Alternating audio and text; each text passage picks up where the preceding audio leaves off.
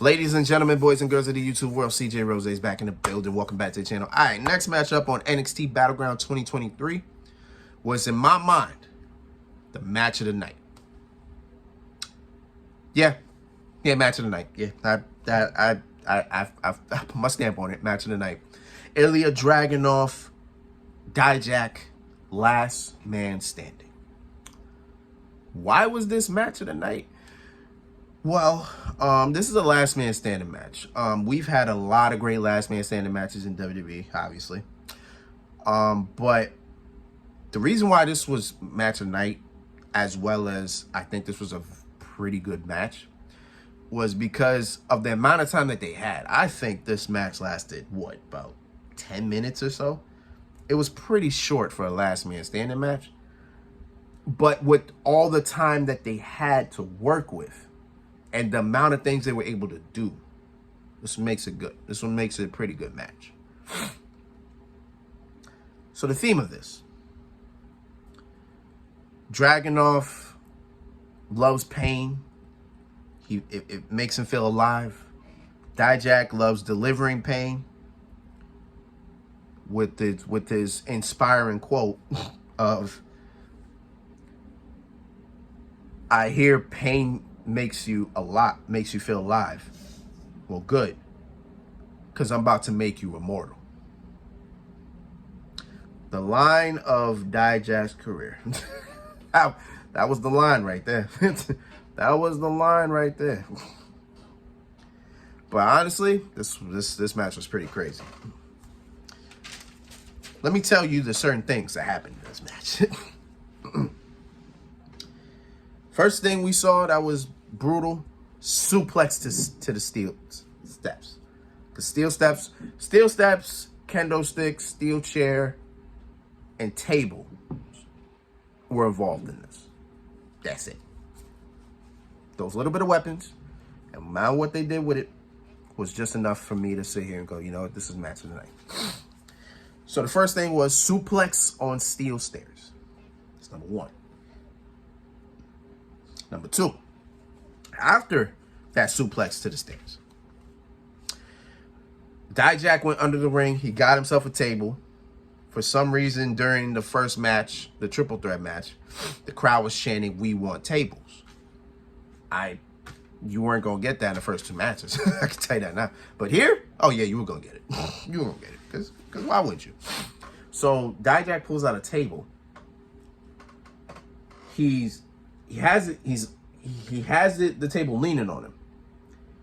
Before he could even get the table off him, here comes Dragunov, run at Dijak, ran himself into the table, and the table broke in half. Like it was like a missile just running at you and just breaking the table in half. Like it was crazy, but I enjoyed it. All right, that was number two. Number three, steel stairs in the ring. Dragunov, boom, DDT to the steel stairs. Okay. So Dijak got hit with that. He got up from it, but he put himself in the corner. Now, as he's sitting in the corner, Dragunov pulls up the stairs, boom, hits him with him, like a real hard boom, hits him side of face. Then he leans the stairs on him as he's sitting in the corner. Dragunov climbs onto the other side of the ring, of the turnbuckle, and goes coast to coast. Boom. Steel steps to Dijak again. Boom. Now at the count of 8 to the count of 9, Dijak didn't fully stand up. Instead, he bridged himself with his 2 feet on the floor or on the mat. So boom, he's up technically because both feet are up. Let's see. Next one, Dijak's able to get up, take Dragunov, boom, choke slam on the apron. And I was told multiple times by Simon Miller, that's the hardest part of the ring. And I'm inclined to agree with him, so. I'm inclined to agree with Mr. Simon Miller, because he knows what he's talking about. But I digress. I digress. So Dragunov gets up, stares at Dijak while he's outside the ring. He's like, that's all you got? That's all you got? And Dijak's like, nah, I got more. I got way more. So Dragunov rolls himself in the ring. Dijak catches him, picks him up. Boom, feast your eyes. At this point, Dragunov is dizzy. He didn't fall. Instead, he's keeping himself balanced, but he's falling back to the till he finds a corner, and he just lies there like he's like this, but he's still standing. His feet are still up.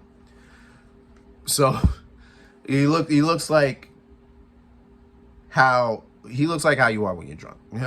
Honestly, like you just had too much, like you know, like just like that. And Dijak, like, how the hell he's still standing after that? He couldn't believe it. So Dragunov is just standing there in the corner. Dijak goes outside, gets a kendo stick. One of the weapons I said. He gets that.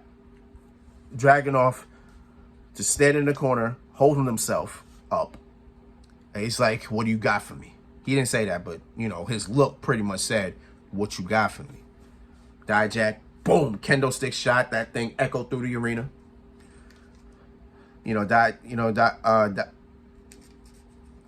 Dragunov. I'm getting so confused with the names now. So Ilja just yells out, but he's still standing. Boom, another one. Boom, another one. Boom, another one. To the point the kendo stick is shattered.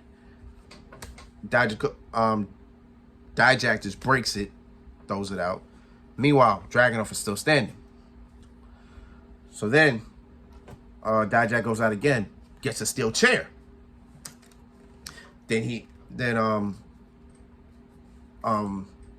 Dragunov fights back a little bit. Dijak kicks him. Boom, steel chair to the back. You heard that sound echo again. And then Dijak backs up a little bit. He's about to, rev up, about to hit him again. Till out of nowhere, Dragunov, boom, torpedo from the corner. He hits that that torpedo move that he does from the corner. Boom, straight like that. And then, I don't know if he has a name for this move, but you know that move where, like, when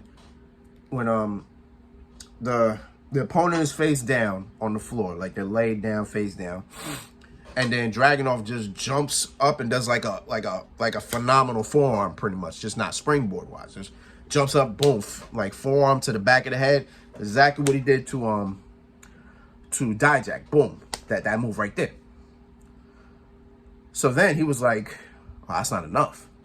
So he takes the steel steps that were in the ring, positions them up, gets on the one step, the top step actually, since the steps are up, the top step is like the first step that you step on. He steps on it, and then hits that same move from that step into Dijak's head, and his head, boom, collides with the chair because the chair was under his face. So boom, right there, Dijak's knocked out. Dragunov stands up. Ref counts all the way to 10. It's game over. Dragunov wins. Crazy match. For all the time that they had to work with, this was a pretty good match. I call this the match of the night. It definitely was. In my mind, I think Dragunov should be on the main roster, but once again, Vince McMahon just feels this ain't enough. When you can make so much of a hell of a story with Dragunov. But I mean, hey, what do I know? You know what I'm saying? What do I know?